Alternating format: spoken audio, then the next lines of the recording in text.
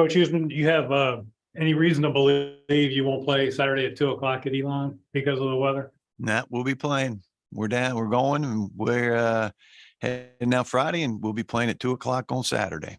And your view of how significant amount of rain and some wind might alter the game, if at all? Well, it always does. I mean, any game you watch, if there's a lot of rain, a lot of wind, it alters the game and how you play the game and those types of things. So yeah, we're preparing for the worst and hoping that it's not quite as bad as you think it's going to be. But everything we do, we got to prepare that it's going to be, torrential downpour and 40-mile-an-hour winds. And then if it's not, then you feel a little bit better. In your experience, how does that change the game? Well, I mean, obviously throwing the football is tough. Hanging on to the football is tough. I think special teams is tough, snapping and holding and kicking and those types of things. So yeah, I mean, when it's really bad, I think, special teams is where we really got to be sharp. We got to make sure we get kicks off and hang on to the football and those types of things. Could you share your impressions with Jalen Hampton, who was the running back for Elon, who's had a nice start to the season? He's really good. He's strong. He can make you miss. I don't see one guy bringing him down by himself very often, if ever.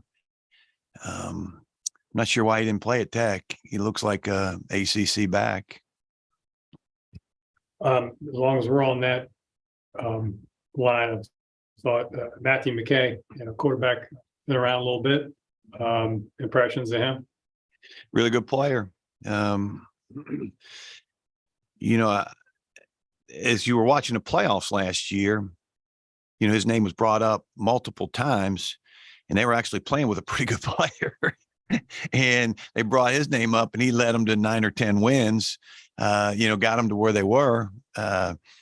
No question, good player, strong arm, big guy, can move. He's fit into their offense really well. And I think he's an excellent player.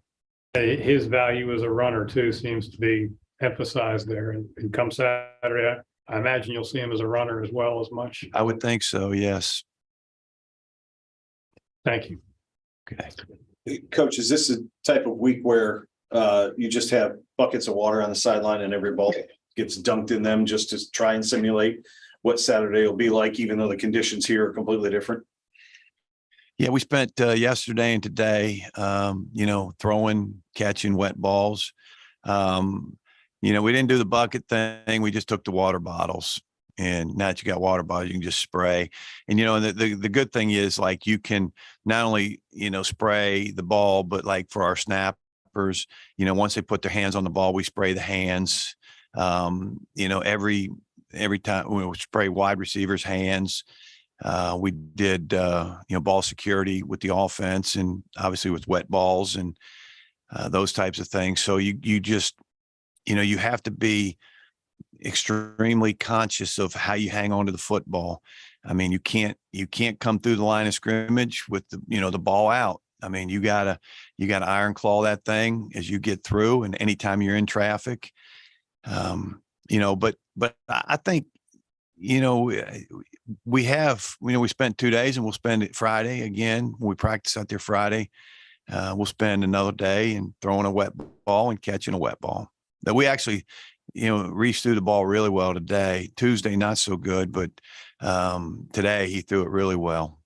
Is it difficult to try and prepare for potentially 2, 3, or 4 different scenarios based on whatever conditions you might get down there? I mean, how much of your week has to be spent on, this and this and this, and how difficult does it get? That's a great question, because most people don't think about that, but we just met on it. We talked 2 days ago about it. So you're ahead of the game there, Lane. You know what you're talking about. So yes, you got to have during when we're with the wind, when we're against the wind, if it's monsoon, if the wind's blowing, if it's not blowing, if it lets up, all those scenarios have to be talked about. And we have talked about it. And, our offensive and defensive coaches understand, all right, here's what has to happen in these situations. Fantastic question, though. How much optimism and I'm surprised John didn't come up with that. I was going to get back. He was when he came back, he was going to get that. How much optimism and enthusiasm have you seen in practice after last week's game where things seemed to work as well as they could have? Is there a little more exuberance when you come off a game like that? We look the same every week, every Tuesday, every Wednesday, every Thursday, every Friday. We look the same. And these guys understand that that one's behind us. It's a new day, new game, new opponent. And they really, I haven't seen a whole lot of difference in this team from camp till now. Open up to questions on Zoom. Yeah, Coach, with Elon's defense, they've seemingly gotten better in second halves of games. This most recent week, William and Mary only got across the 50 once after halftime. What is it from them that you see that they're able to make such quality adjustments after halftime? Well, obviously they have made some great adjustments. Sometimes it's speed of the game. Just to get settled into the speed of the game. You may not have seen something in the first half that now you've seen it and you can react to it a little bit better defensively. But obviously they're making some adjustments at half and their kids are coming out and playing really well. And how possible is it, I guess, to anticipate when a team's going to make adjustments, like how they're going to adjust when you're kind of implementing your own at halftime? As you go in, hopefully you kind of, let's just say you play great defense in the first half. But when you go in there, all right, what are they going to do and how are they going to change in the second? They're not going to be the same in the second half. How are they going to change? What could hurt us? What have they seen us do that what kind of adjustment they can make to potentially take advantage of that in the second half? And it's the same way on the other side of the ball too. So, whether you play good or not so good, you got to make adjustments. If you play really well, you don't make a ton of adjustments, but you try to anticipate what could happen to you in the second half that they've seen in the first half. Sir Connor, if you'd like to start. John O'Connor from the Richmond paper. We haven't met. It's improper to ask questions if you don't know who the hell I am. Your reaction when you saw the weather as it affects Richmond defense and the strong safety? My reaction to it, I'm excited about it. There'll be opportunity for hands to get on balls. They're obviously going to run the ball a little bit more. There's a lot of rain, but just optimistic about what's going to happen and just stay ready for everything. You heard Coach Huseman's assessment of their running back, Jalen Hampton. I wonder if you might offer yours. Yeah, he's a great running back. He runs downhill, transferred from Virginia Tech. So, he's a high prospect, but we're excited for the challenge, and he's a great running back. Reese, when you hold the ball to throw it, you don't hold the laces. Yes, sir. Does that change this week? It does not. I've tried different techniques this week just because of the weather most likely being an impact of the game, but I'm going to stay true to how I always throw the ball and, not throw with the laces. So, yeah, there is going to be bad weather, but I'm still going to not use the laces. It's just what I like to do. Is there a story behind that, why a quarterback wouldn't throw with the laces? Not really. It's just something that I've done since my childhood. It wasn't something that changed over time. It's really just been my style. Hey, could you have played last year at Maryland in September if you wanted to? Physically, you were cleared, Right. but you had missed spring, you had missed summer. Right. Could you have played? Really? Right. Yeah, I got cleared at the end of August, and I had talked to those coaches, and we had decided on, redshirting was probably going to be the best situation because of my knee, and I didn't want to rush back too soon with my knee injury. But obviously, you can play in 4 games while redshirting, so that's what I did, and ended up saving my year. Hey, when you went to VMI, this is all past stuff. Sorry. When you went to VMI, there was some thought about playing lacrosse as well.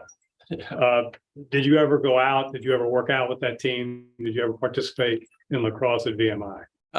No, sir, I never did. I still, think about when I was in high school and I considered playing lacrosse or football, but yeah, no, when I was at VMI, I never did. I just focused on football. There's a lot to focus on at that school, so my time was definitely used up pretty well. Good. Thank you. Hey, Reese, do you agree with Coach Huseman's assessment that you didn't throw the ball very well yesterday and you did today? And why? What was different? The wet balls, all of that. Right. Yeah, I mean, he's right. I didn't throw as well as I usually do. But I think it just became reps, and it was my first time throwing a wet ball, and I don't remember when. So it just took me some reps, took some time to get used to it. And then when I went out today, I felt a lot better, and I thought we looked pretty good. What's the worst weather either of you have ever played in, and how did you do in it? You want to go? Yeah, you got it. All right. John, you might remember this, but in Mercer, we played against Mercer in 2019 while I was at VMI, excuse me. And I think there was a hurricane. I don't remember the name of it, but they had a turf field and it was obviously windy and rainy. And, we moved the ball pretty well, but it's going to be an impact to the game. Probably worst game with the rain was my last high school game. Played against our rivals, and it was just raining crazy the whole time. And honestly, it was probably one of my most fun games of high school, though. I mean, just running around in the rain, tackling people, making plays, like it's memories you'll never forget. Is this a situation where you might actually get out in the field a little earlier than normal just to work out as much as you can and get used to the conditions as much as you can? I think so. I mean, it's a grass field for one, so it's probably going to be muddy and you got to get used to the traction. And then, of course, just getting used to the weather and being outside and feeling the rain and the wind. So, yeah, I think that's what most guys will do. Chief enemy, rain or wind? I think wind is more of a factor. If the rain is coming down, it's not as bad, but the wind makes it hard to throw the ball. Gio, was New Hampshire bad last year? Remember that game was played in the rain. I don't think it was anything like what we're going to get. New Hampshire, it was tough, but it was exciting. It was fun. Everyone enjoyed it. And we look back at it now, and we're like, oh, that was, what I'm saying? We're in UNH, it's raining, it's cold, and it wasn't even that bad. So we'll get over it.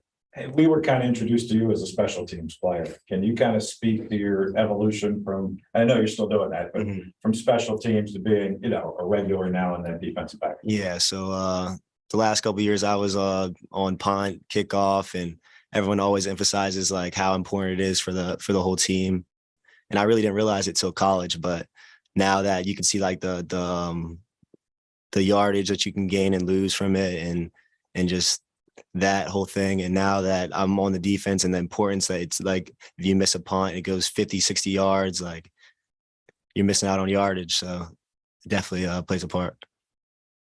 Hey, Reese, Coach Trisciani was reminiscing back to when he was at Villanova recruiting you. Do you remember that? What do you remember about him or that whole experience? Yeah, I mean, I remember him. I obviously remember talking to him a few times. Villanova never ended up offering me, but I still talk to them here and there. And I do remember him. I think he worked with the defensive backs at Villanova, and obviously now he's the head coach at Elon. So I do remember that. Yeah, Gio, you kind of touched on this already, but playing in the rain in high school, is it kind of like when you're a kid and you go out and throw the ball around the park with your friends and that kind of thing? Is it almost kind of enjoyable in that sense? It's the best thing ever, honestly. Like it just makes you not think about all the outside noise and you're just out there playing with your friends and just having a great time. That's awesome. And then as far as the defense, just kind of in general, the last 2 weeks holding the opponent below 10 points, how do you feel like, how would you grade, I guess, the progress since week one? We just been putting a focus on getting better every single day. That's in practice and games and just focusing on what we can control.